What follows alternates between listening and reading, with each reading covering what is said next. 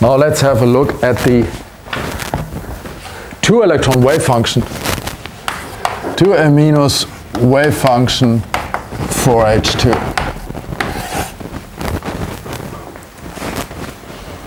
So that's a function which depends on the coordinates and spin of the 2 electrons. And it has to fulfill the Pauli principle, or more important in a way, or more generalized, it has to be antisymmetric under permutation of electron indices.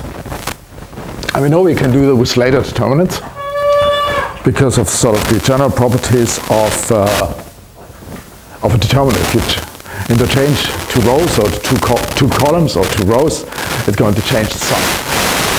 Changing the index of the electrons is precisely going to do that. But that's the Slater determinant. We need spin orbitals. So we have the spin orbitals.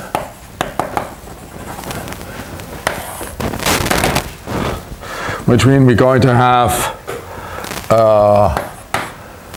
psi. Yeah, let's do it for the molecular orbitals. So we're going to have the sigma g with either alpha, or we have sigma g with beta, and similarly we have the sigma u with alpha or sigma u with beta.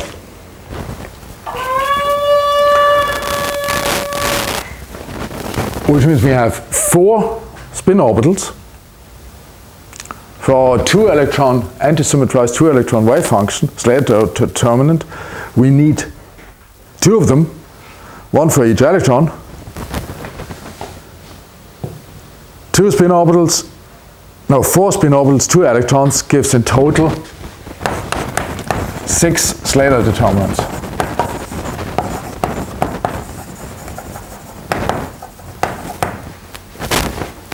Because that's 4 over 2. How many pairs does it make if you have 4 possibilities? And you're not allowed to put them back. I mean, sort of, you only can use 1. So the lowest energy, the ground state, or the lowest energy determinant we can get, lowest energy determinant, that has an electron configuration of sigma g, doubly occupied. And that is what the Hartree-Fock iterations do in every iteration. When they diagonalize the Fock matrix, they got the molecular orbitals or molecular orbital coefficients, they look at the orbital energies and take the ones with the lowest energy and then doubly occupy them. And then they continue the next iteration with that. So our Hartree-Fock determinant is then going to be 1 over square root of 2, which in reality is 1 over 2 square root of 2 faculty. But 2 faculty is 2. And then we get, and how do you write is sigma? Sigma g of electron 1, alpha of 1, sigma g of electron 2, beta of 2. And then I keep the electron in the columns, sigma of 1, beta of 1, and then we have sigma g of, 2, alpha of 2.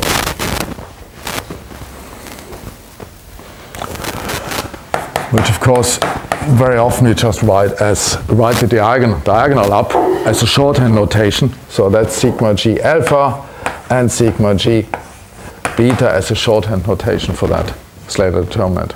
You write the diagonal up, because the rest is just permutations. Writing that out gives then sigma g electron 1, sigma g electron 2, alpha of 1, beta of 2 minus beta of 1, alpha of 2, which, big surprise, is our singlet 2-electron spin function. Somewhere behind the blackboard, behind the green board. So that's the singlet. By the way, the fact that here for a 2-electron system we can actually split that Slater determinant up in a spatial part and in a spin part. That only works for 2-electron systems.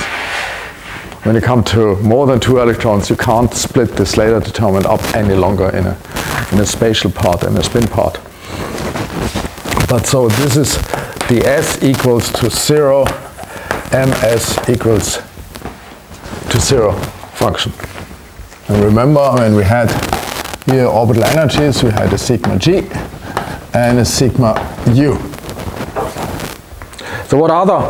We need, that's one determinant, we need 5 determinants more in order to get all the 6 determinants. The next one would be singly excited determinants, one calls them.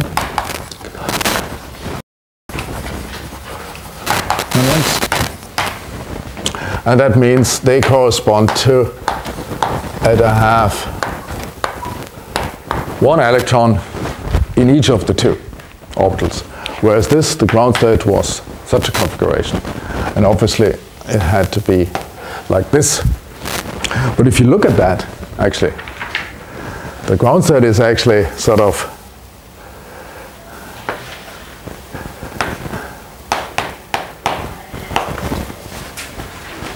such a combination, where the electron 1 can either be alpha or beta, but the other one has to be the opposite. And it's the minus combination. So that's actually the ground state configuration. But let's look at those here. And obviously I'm going to have 4 different possibilities how I can put the spins of the 2. And now being in different orbitals, I have all 4 possibilities. So I get one single excited, how did I call that? Yeah. One single excited determinant, which would then, using that shorthand notation, would be sigma g with alpha and sigma u with alpha. So they both have alpha spin. And that is now again both having alpha spin. That's an ms equals to 1. I mean, the ms value we always just can read up from the Slater determinant. You just have to, if you go through the diagonal, and you can do that with however large that Slater determinant. If you go through the diagonal, or in this shorthand notation, every time you get an alpha, it's +½ Every time you have a beta, it's -½ for the ms value, and you just add them up. And at the end here you get 1. And that we sort of looked at before. That then of course belongs to s equals to 1. The second options, let's call that singlet excited, the second one. Which one is that? Okay. I take the other one. I take beta and beta, both with beta spin. That's ms -1 then, but still s equals to 1. And then the final one, of course, is the one where I have alpha beta or beta alpha. And I could write up an S3 and S4. Let's do that quickly. S3 being sigma g alpha, sigma u beta, and then S4 being the opposite, I guess, sigma g beta, sigma u alpha. But that's precisely these alpha beta functions which we looked at before, so we know I mean, they both have ms equals to 0, but they're not eigenfunctions to s squared. So instead of, we make a combination of them and get two new functions, which I want to call, what do I call them? S3 prime, which is then 1 over square root 2 of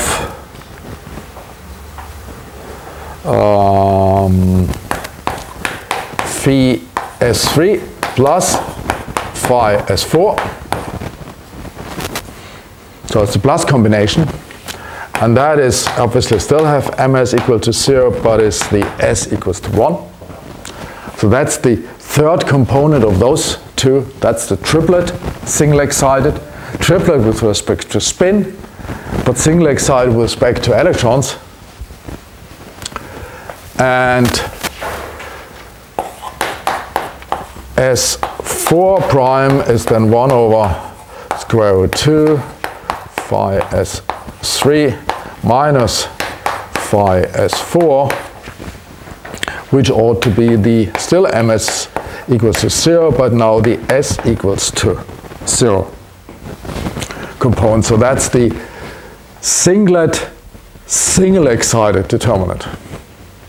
And of course we sort of could write that up in a way like we do it for term symbols. We could write that up as being the singlet, triplet, triplet, and triplet wave functions. That was the single excited determinants, and then finally, with two electrons, we also can get the doubly excited.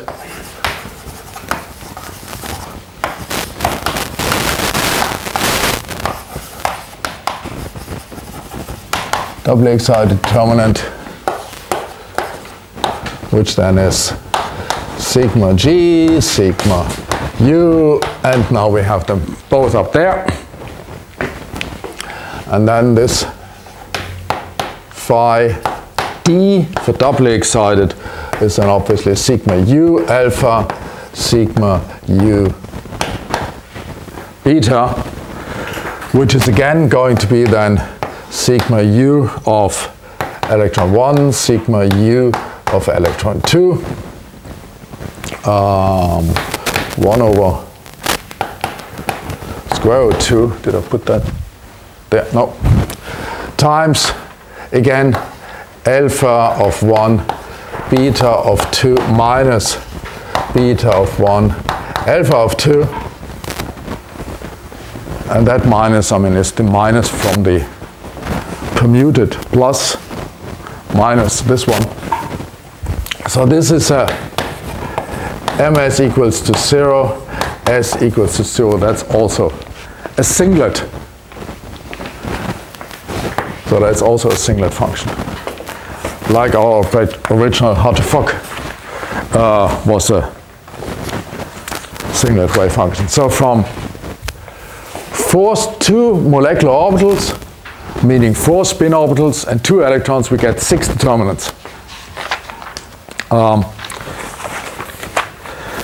which we can use to write up a multi-determinant wave function for H2.